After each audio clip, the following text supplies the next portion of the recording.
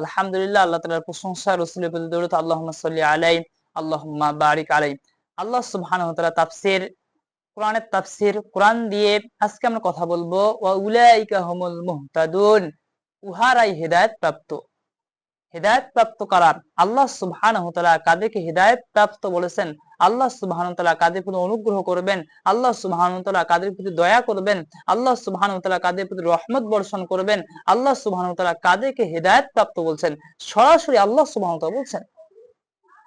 তাফসীর series আজকে আমাদের অষ্টম পর্ব। আজকে আমরা কথা বলবো হেদায়েত প্রাপ্ত কারা। আল্লাহ সুবহানাহু ওয়া তাআলা কোরআনুল কারীমের মধ্যে বলেন, সূরা বাকারার মধ্যে রব্বুল আলামিন 152 নম্বর আয়াতের মধ্যে বলেন, ফাযকুরুনি আযকুরকুম ওয়াশকুরুলি ওয়ালা তাকফুরুন। আল্লাহ সুবহানাহু ওয়া তাআলা বলেন, তোমরা আমাকে স্মরণ করো, আমিও তোমাদেরকে স্মরণ করব। আল্লাহ সুবহানাহু ওয়া তাআলা কি করতে হবে? স্মরণ করতে হবে সর্ব অবস্থায়। এই স্মরণ শুধু যে এমন যে সকাল সন্ধ্যা কিছু তাসবিহ পড়লাম, সুবহানাল্লাহ, আলহামদুলিল্লাহ, আল্লাহু আকবার 100 বার করলাম, হয়ে গেল, এরকম নয়। আল্লাহ সুবহানাহু ওয়া তাআলা বলছেন সকাল সন্ধ্যা 100 বার তাসবিহ তো করতেই হবে। আল্লাহ সুবহানাহু ওয়া তাআলা বলেন, আল্লাযীনা ইয়াযকুরুনাল্লাহা কিয়ামান ওয়া কুউদান ওয়া আলা জুনুবিহিম, যারা দাঁড়িয়ে, বসে, শুয়ে, এক কথা সর্ব অবস্থা আল্লাহকে স্মরণ করে। দাঁড়িয়ে, বসে, শুয়ে সর্ব অবস্থা আল্লাহকে স্মরণ করে এবং আল্লাহর সৃষ্টিগুলো নিয়ে চিন্তা ভাবনা করে। বিশাল আকাশ, খুঁটিবিহীন বিশাল জমিন।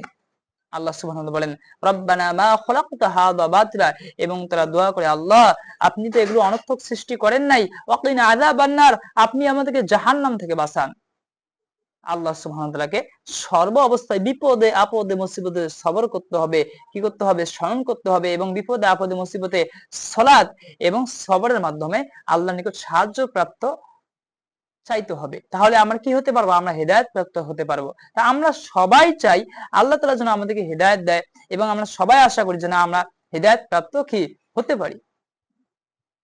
প্রত্যেকটি মানুষ আমরা চাই যেন রব্বুল আলামিন আমাদেরকে হেদায়েত দেয়। তা আল্লাহ সুবহানাহু ওয়া তাআলা এরপরে বলতেছেন, ইয়া আইয়ুহাল্লাযীনা আমানুস্তাঈনু বিস-সাবরি ওয়াস-সালাহ, হে ঈমানদারগণ, হে বিশ্বাসীগণ, তোমরা কি করো?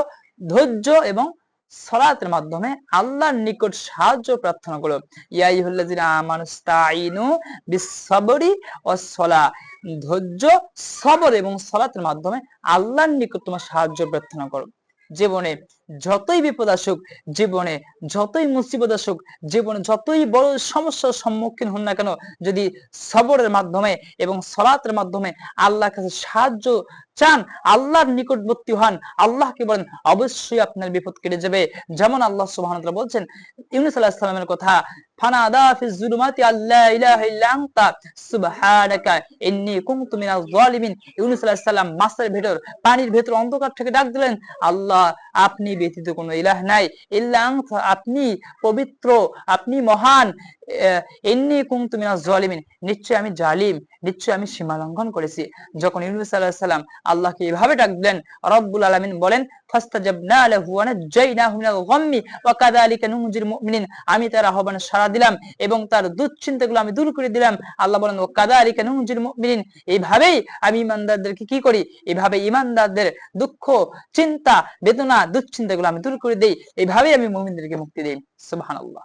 জীবনে যতই বিপদ আসুক, ধৈর্যের মাধ্যমে, সালাতের মাধ্যমে আল্লাহর নিকটবর্তী হন, আল্লাহর কাছে সাহায্য চান। ইনশাআল্লাহ যে কঠিন পরিস্থিতি আসুক না কেন, যদি আল্লাহর উপর ভরসা থাকে, আল্লাহর উপর সুধারণা থাকে, যদি আপনি সবরের সহিত সালাতের মাধ্যমে আল্লাহর নিকট প্রার্থনা করেন, অবশ্যই সেই সময় আপনার কাটিয়ে উঠবেই।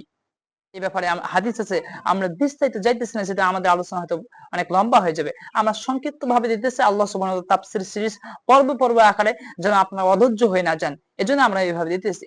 আল্লাহ সুবহানাহু ওয়া তাআলা এরপরে বলেন, ইন্নাল্লাহা মা'আস সাবিরিন, নিশ্চয় আল্লাহ ধৈর্যশীলদের সঙ্গে আছে। আমরা যদি ধৈর্য ধারণ করতে পারি, ধৈর্য এবং সালাতের মাধ্যমে আল্লাহর নিকট সাহায্য পেতে পারি, তাহলে আল্লাহ তাআলা আমাদের সাথে আছেন। আল্লাহ সুবহানাহু ওয়া তাআলা এরপরে বলতেছেন, ওয়ালা তাকুলু লিমান ইউকতালু ফি সাবিলিল্লাহি আমওয়াত, যারা আল্লাহর রাস্তায় নিহত হয়, যুদ্ধ করতে করতে যারা নিহত হয়ে যায়, তোমরা তাদেরকে মৃত্যু বলিও না, তারা জীবিত। কিন্তু আল্লাহ তাআলা বলতেছেন, ওয়ালা তাকুলু লিমান ইউকতালু ফি সাবিলিল্লাহি আমওয়াত বাল আহইয়াউম ওয়ালাকিন লা তাশউরুন, তারা যে জীবিত এটা তোমরা কিন্তু বুঝো না, তোমরা উপলব্ধি করো না। এরপর আল্লাহ সুবহানাহু ওয়া তাআলা বলেন, ধৈর্য সালাতের মাধ্যমে তোমাদের কি করতে হবে? আল্লাহর নিকট সাহায্য চাইতে হবে। এরপর আল্লাহ সুবহানাহু ওয়া তাআলা বলেন সূরা বাকারা 2 নম্বর সূরা 155 নম্বর আয়াতের মাধ্যমে আল্লাহ সুবহানাহু ওয়া তাআলা আমাদেরকে বলতেছেন এখানে সর্বোচ্চ ধৈর্য ধারণ করতে হবে। ধৈর্যশীলদেরকে আল্লাহ সুবহানাহু ওয়া তাআলা সুসংবাদ দিতেছেন। আল্লাহ সুবহানাহু ওয়া তাআলা বলতেছেন وَلَنَبْلُوَنَّكُمْ بِشَيْءٍ مِّنَ الْخَوْفِ وَالْجُوعِ وَنَقْصٍ مِّنَ الْأَمْوَالِ وَالْأَنفُسِ وَالثَّمَرَاتِ وَبَشِّرِ الصَّابِرِينَ। আল্লাহ সুবহানাহু ওয়া তাআলা বলেন আমি অবশ্যই তোমাদেরকে কি করব? কিছু ভয়, কিছু ক্ষুধা, কিছু ধন সম্পদ, জীবন, ফল ফসলের ক্ষয়ক্ষতি দ্বারা অবশ্যই তোমাদেরকে পরীক্ষা করব। তা আল্লাহ সুবহানাহু ওয়া তাআলা আমাদের কি করবেন? ভয় দিয়ে, ক্ষুধা দিয়ে পরীক্ষা করবেন। দেখা যায় আমরা সব থেকে রিস্ক নিয়ে বেশি পেরেশান, রিস্কের পিছনে বেশি আমরা ছুটি। আমরা সব সময় দেখা যায় অনেকে আছে রিস্কের চিন্তা করি যে কিভাবে আমরা চলবো, কিভাবে আমরা উপার্জন করব। তা রিস্কের মালিক তো আল্লাহ। আল্লাহ তাআলা তো নিয়ে নিয়েছেন ওয়া মিন দাব্বাতিন ফিল আরদি ইল্লা আলাল্লাহি রিজকুহা। পৃথিবীতে এমন কোন বিচরণশীল জীব নাই যেই জীবের রিস্কের দায়িত্ব আল্লাহ গ্রহণ করেন নাই। পৃথিবীর সৃষ্টির 50,000 বছর পূর্বে আল্লাহ সুবহানাহু তাকদীর লিখে দিয়েছেন। মায়ের পেটে যখন আমরা ছিলাম, যখন আমাদের বয়স ছিল 4 মাস, তখন ফেরেশতা আগমন করেন আল্লাহর হুকুমে। তখন তারা লেখে তাদের বয়স, তাদের রিজিক, তাদের আমলগুলো সে বদকার নাকি সে নেককার। মায়ের পেটে থাকা অবস্থায় রিস্ক লেখা হয়ে যায়। এখন বলবেন তাহলে আমার এত পেরেশানির মধ্যে কেন, বা আমরা ক্ষুধার্ত কেন, বা রিস্কের পেছনে এত ছুটতেছি কেন? হ্যাঁ, আল্লাহ সুবহানাহু ওয়া তাআলা বলেন ওয়ালানাবলুওয়ান্নাকুম, অবশ্যই আল্লাহ পাক তোমাদেরকে ভয় দিয়ে, ক্ষুধা দিয়ে পরীক্ষা করবেন। এটা হলো পরীক্ষা। দুনিয়ার জীবন তো আল্লাহ সুবহানাহু ওয়া তাআলা সৃষ্টি করেছেন ওমা খলাকাতুল জিন্না ওয়াল ইনসা ইল্লা লিয়াবুদুন। জিন ও মানুষকে সৃষ্টি করেছেন ইবাদত করার জন্য।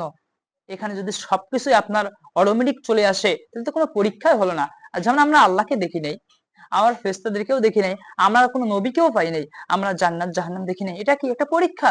আল্লাযীনা ইউমিনুনা বিল গায়ব, যারা অদৃশ্য না দেখে আল্লাহকে ভয় করে, না দেখে কোরআনের কথাকে বিশ্বাস করে, আল্লাহর কথা, কোরআনের কথা, রাসূলের হাদিস, কোরআন সুন্নাহকে মেনে নিয়ে যারা জীবন যাপন করবে, আল্লাহকে ভয় করবে, আল্লাহ সুবহানাহু তাদেরকে জান্নাত দেবেন। যারা ঈমান আনয়ন করবে, সৎ আমল করবে, আল্লাহ সুবহানাহু তাদেরকে বলছেন তারা জান্নাতি।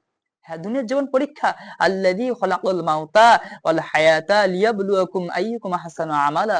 জীবন মৃত্যু দিয়েছেন, মৃত্যু জীবন দিয়েছেন পরীক্ষার জন্য কে তোমাদের মধ্যে উত্তম আমল করে।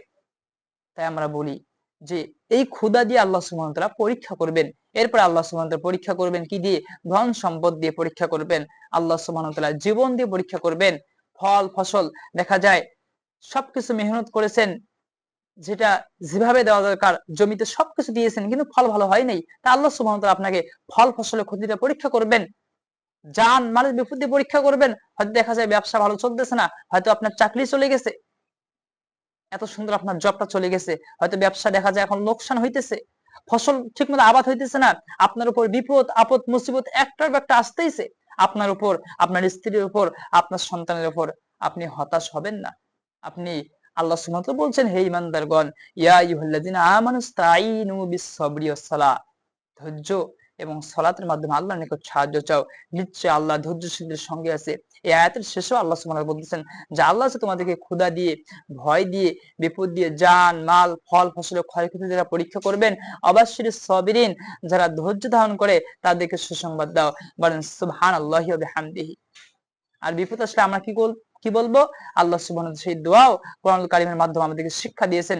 আল্লাযীনা ইযা আসাবাতুহুম মুসিবা, বিপদ আসলে তারা কি বলে? তারা বলে ইন্না লিল্লাহি ওয়া ইন্না ইলাইহি রাজিউন, যে আমরা আল্লাহর জন্য এবং তার দিকে আমরা আজ হোক কাল হোক ফিরে যাব, আমরা তার দিকে আমরা প্রত্যাবর্তন করব। বিপদে আপদে মুসিবতে কখনো হতাশ হওয়া যাবে না। এজন্য রাসূল সাল্লাল্লাহু আলাইহি সাল্লাম বলেছেন যে আল্লাহ যাকে পছন্দ করেন তাকে বিপদের মধ্যে লিপ্ত করেন। মানব জাতির মধ্যে সব থেকে বেশি পরীক্ষার সম্মুখীন হন কারা? নবীগণ। রাসূল সাল্লাল্লাহু আলাইহি ওয়াসাল্লাম বলেছেন নবীগণের মর্যাদা বেশি, তাদের বিপদ আপদ মুসিবত পরীক্ষা সব থেকে বেশি। এজন্য দেখেন ইউনূস আলাইহিস সালাম, ইউসুফ আলাইহিস সালাম, জাকারিয়া আলাইহিস সালাম, আদম আলাইহিস সালাম, আইয়ুব আলাইহিস সালাম, কি নবীদেরকে কঠিন পরীক্ষা থেকে পরীক্ষার সম্মুখীন করা হয়েছে। কেউ মাছের পেটে চলে গেছে, কেউ রোগের মধ্যে মরণাপন্ন হয়েছে। ইব্রাহিম আলাইহিস সালামকে আগুনের মধ্যে নিক্ষিপ্ত করা হয়েছে। শিশু ইসমাইল তার জীবন দেওয়ার জন্য, আল্লাহর হুকুম, তার পিতা বলেছেন যে হে আমার বৎস, আমি তোমাকে স্বপ্নে দেখেছি, জব করতেছি। নবীদের স্বপ্ন হয় ওহী, এটা আল্লাহর পক্ষ থেকে, নিজের জীবন দেওয়ার জন্য তৈরি হয়ে গিয়েছেন, প্রস্তুত হয়েছিলেন। হযরত মুহাম্মদ সাল্লাল্লাহু আলাইহি ওয়াসাল্লাম কত ক্ষুধা, মাসের পর মাস, দিনের পর দিন চুলায় আগুন জ্বলে নাই, শুধু খেজুর পানি খেয়ে জীবন ধারণ করেছেন। ক্ষুধায় এমন হাদিসের মধ্যে পাওয়া যায়, ক্ষুধার মধ্যে পেটের মধ্যে পাথর তারা ধারণ করেছে, এত কষ্ট করেছেন। রাসূল সাল্লাল্লাহু আলাইহি ওয়াসাল্লাম দেখা যায় মৃত্যু পর্যন্ত কখনো পেট পুরে, হয়তো দেখা যায় সকালে খাবার খেলে তারা সন্ধ্যায় খেতে পারেন নাই, অথবা পরপর 2 দিন তারা কি পেট পুরে খেতে পারেন নাই। এত কষ্ট করেছেন মুহাম্মদ সাল্লাল্লাহু আলাইহি ওয়াসাল্লাম এবং তার পরিবার সাহাবায়ে কেরাম। তার পরিবার কষ্ট করেছেন, সাহাবায়ে কেরাম কষ্ট করেছেন। হ্যাঁ, দুনিয়ার জীবনে আল্লাহ সুবহানাহু ওয়া তাআলা পরীক্ষা করবেন। পরীক্ষা নিয়েই হলো আমাদের এই জীবন। সবকিছু আপনার ঠিক থাকবে, আপনার উপর কোনো সমস্যা থাকবে না, তাহলে তো কোনো পরীক্ষাই হলো না। আল্লাহ সুবহানাহু ওয়া তাআলা পরীক্ষা করবেন। হয়তো কখনো চাকরি চলে যাবে, হয়তোবা দেখা যায় আপনার ফসল হইতেছে না, আবার দেখা যায় আপনি ব্যবসা করতে ব্যবসা লোকসান, আবার দেখা যায় আপনি কোনো খামার করেছেন, সেটা গরু হোক, সেটা অন্য কিছু হোক, মুরগি, ছাগল, যেটাই আপনি করেন, হয়তোবা দেখা যায় লোকসান হইতেছে। আল্লাহ সুবহানাহু ওয়া তাআলা কি করবেন? পরীক্ষা করবেন। এই পরীক্ষার মাধ্যমে আমরা হতাশ হব না। আল্লাহ সুবহানাহু ওয়াদ দিয়েছেন, ওয়া কাযালিকা নুনজিল মুমিনিন, আমরা দোয়া ইউনূস পড়ব, আল্লাহর কাছে চাবো যে আল্লাহ আপনি ছাড়া কোনো ইলাহ নাই, আপনি পবিত্র, নিশ্চয়ই আমরা জালিম, নিশ্চয়ই আমরা পাপী, নিশ্চয়ই আমরা সীমা লঙ্ঘনকারী। এভাবে যখন আমরা আল্লাহকে চাবো, আল্লাহর ওয়াদা, ওয়া কাযালিকা নুনজিল মুমিনিন, এভাবেই আমি মুমিনদেরকে মুক্তি দিয়ে থাকি। এটা আমার কথা না, আল্লাহ সুবহানাহু ওয়া তাআলা ওয়াদা দিয়েছেন। এজন্য আমরা সবর, হতাশ হব না। সবর এবং সালাতের মাধ্যমে আল্লাহর নিকট সাহায্য চাবো। যদি আমরা এই আমলগুলো করতে পারি, তাহলে আল্লাহ সুবহানাহু ওয়া তাআলা এরপরে তাদের জন্য সুসংবাদ দিয়েছেন, উলাইকা আলাইহিম সালাওয়াতুম মির রাব্বিহিম ওয়া রাহমা ওয়া উলাইকা হুমুল মুহতাদুন। আল্লাহ সুবহানাহু ওয়া তাআলা বলেন, এদের উহাদের প্রতি আল্লাহ সুবহানাহু ওয়া তাআলা উহাদের প্রতি রয়েছে তাদের প্রতিপালকের পক্ষ থেকে অনুগ্রহ, রহমত, বলেন সুবহানাল্লাহি ওয়া বিহামদিহি। আর উহাদের প্রতি, আর উহারাই হলো হেদায়েত প্রাপ্ত, উলাইকা হুমুল মুহতাদুন, তাহারাই হেদায়েত প্রাপ্ত, তাহাদের প্রতি আল্লাহ সুবহানাহু ওয়া তাআলা করুণা করবেন, দয়া করবেন, রহমত করবেন, আর তাহারাই হইতেছে হেদায়েত প্রাপ্ত। বলেন সুবহানাল্লাহি ওয়া বিহামদিহি। এই আয়াতগুলো থেকে আমরা কি শিক্ষা নিলাম? সর্বপ্রথম শিক্ষা হলো আমরা আল্লাহকে স্মরণ করব। শুধু সকাল সন্ধ্যায় স্মরণ করব, অন্য সময় স্মরণ করব না, এরকম নয়। সকাল সন্ধ্যা অবশ্যই স্মরণ করব, দাঁড়িয়ে, বসে, শুয়ে, বিপদে আপদে, মুসিবতে, সুখে দুঃখে, যে অবস্থা থাকে না কেন, রবকে স্মরণ করব, রবের শুকরিয়া আদায় করব। এরপর আমরা পেলাম সবর, আমরা বিপদে আপদে সবর করব এবং আমরা সালাতের মাধ্যমে সাহায্য প্রার্থনা করব আল্লাহর নিকট। এরপরে আল্লাহ সুবহানাহু ওয়া তাআলা আমাদেরকে পরীক্ষা করবেন। দুনিয়ার জীবনটা পরীক্ষা। বিপদে আপদে, মুসিবতে, ক্ষুধার সময়, অসুস্থতার সময়, চাকরি নাই, ব্যবসা লোকসান হইতেছে, সন্তান, আপনার উপর বিপদ, একটার পর বিপদের কোনো শেষ নাই, আমরা কি করব? আল্লাহ সুবহানাহু ওয়া তাআলা বলেন, আবাশশিরিস সাবিরিন, যারা এই বিপদের মাধ্যমে সাহায্য চায়, এই বিপদের মাধ্যমে কি চায়?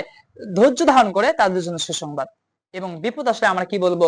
ইন্না লিল্লাহি ওয়া ইন্না ইলাইহি রাজিউন। তাদের জন্য সুসংবাদ, যদি আমরা 5টি কাজ করতে পারি, তাদের জন্য সুসংবাদ, তাদের জন্য রবের পক্ষ থেকে আছে ক্ষমা, তাদের জন্য রবের পক্ষ থেকে অনুগ্রহ করবেন, দয়া করবেন, এবং তারাই হলো হিদায়াত প্রাপ্ত। আর বিপদ আসলে আমরা আরো দোয়া আছে যেগুলো আমরা বলবো, ইন্না লিল্লাহি ওয়া ইন্না ইলাইহি রাজিউন, আল্লাহুম্মা আজরিনা ফি মুসিবাতি ওয়া আখরিজনি খায়রাম মিনহা। এরপর রাসূল সাল্লাল্লাহু আলাইহি ওয়াসাল্লাম বিপদের সময় বলতেন, ইয়া হাইয়্যু ইয়া কাইয়্যুম বিরহমাতিকা আস্তাগিস। এইরকম দোয়াগুলো আছে হাদিসে, এই দোয়াগুলো আমরা বলবো। এবং যদি আমাদের খুব দুশ্চিন্তা থাকে, আমরা ঋণগ্রস্ত থাকি, তখন আমরা দোয়া পড়বো, আল্লাহুম্মা কফিনি বিহালালিকা আন হারামিক ওয়া আগনিনি বিফাদলিকা আম্মান সিওয়াক। আল্লাহর কাছে দুশ্চিন্তা থেকে বাঁচার জন্য দোয়া করব, আল্লাহুম্মা ইন্নী আউযু বিকা মিনাল হাম্মি ওয়াল হাযান ওয়াল আজজি ওয়াল কাসাল ওয়াল জুবনি ওয়াল বুখনি ওয়া রাইদ দাইনি গলাবাতের রিজাল। তাহলে আমরা 5টি কাজ আমি আমার বলতেছি, যদি আমরা এই 5টি আমল করতে পারি, তাহলে আমরা হেদায়েত প্রাপ্ত হতে পারবো। আল্লাহ তাআলা যাদেরকে হেদায়েত প্রাপ্ত বলছেন, আমরা এইজন্য বলছেন যে আল্লাহ তাআলা তাফসীর কোরআনের তাফসীর কোরআন দিয়ে আল্লাহ কাদেরকে হেদায়েত প্রাপ্ত বলছেন, আল্লাহ কাদের প্রতি অনুগ্রহ করবেন, আল্লাহ সুবহানাহু ওয়া তাআলা কাদের প্রতি দয়া করবেন, কাদের প্রতি রহমত বর্ষণ করবেন। প্রথমত সর্বাবস্থা আল্লাহকে স্মরণ করব, দ্বিতীয়ত সবর করব, তৃতীয়ত সালাত আদায় করব, বিপদে আপদে মুসিবতে সবর করব, এবং পঞ্চমত হলো আমরা কি করব? বিপদে এই দোয়াগুলো পড়ব, ইন্না লিল্লাহি ওয়া ইন্না ইলাইহি রাজিউন থেকে যে দোয়াগুলো বললাম, এই দোয়াগুলো করব। তা আল্লাহ সুবহানাহু ওয়া তাআলা আপনি আমাদেরকে হেদায়েত দান করুন। আমরা সবাই চাই, যারা যেখান থেকে আমাদেরকে দেখতেছেন, আল্লাহ সুবহানাহু ওয়া তাআলা সবাইকে হেদায়েত দান করুন। এবং আমরা বলবো সবার মাঝে আমাদের আলোচনাগুলো শেয়ার করে দিন এবং কোরআন সুন্নাহ ফাউন্ডেশনের সঙ্গে থাকেন। আমরা ইনশাআল্লাহ এইভাবে ধারাবাহিকভাবে আল্লাহ সুবহানাহু ওয়া তাআলা তাফসীর, আল্লাহ তাআলা কাদেরকে হেদায়েত প্রাপ্ত বলছেন, কাদেরকে জান্নাতি বলছেন, কাদেরকে জাহান্নামী বলছেন, কাদেরকে মুমিন বলছেন, কাদেরকে কাফির বলছেন, কাদেরকে মুত্তাকি বলছেন, কাদেরকে সফলকাম বলছেন, ইনশাআল্লাহ আমরা শুরু করেছি। আল্লাহ সুবহানাহু ওয়া তাআলা আপনি আমাদেরকে ধারাবাহিকভাবে আপনার তাফসীর কোরআন দিয়ে করার তৌফিক দান করেন, এবং সবার মাঝে অনলাইনে আমাদের আলোচনাগুলো আল্লাহ সুবহানাহু ওয়া তাআলা আপনি ছড়িয়ে, আল্লাহ সুবহানাহু ওয়া তাআলা সবার মাঝে আমাদের আলোচনাগুলো ছড়িয়ে দেন। আল্লাহুম্মা আমিন।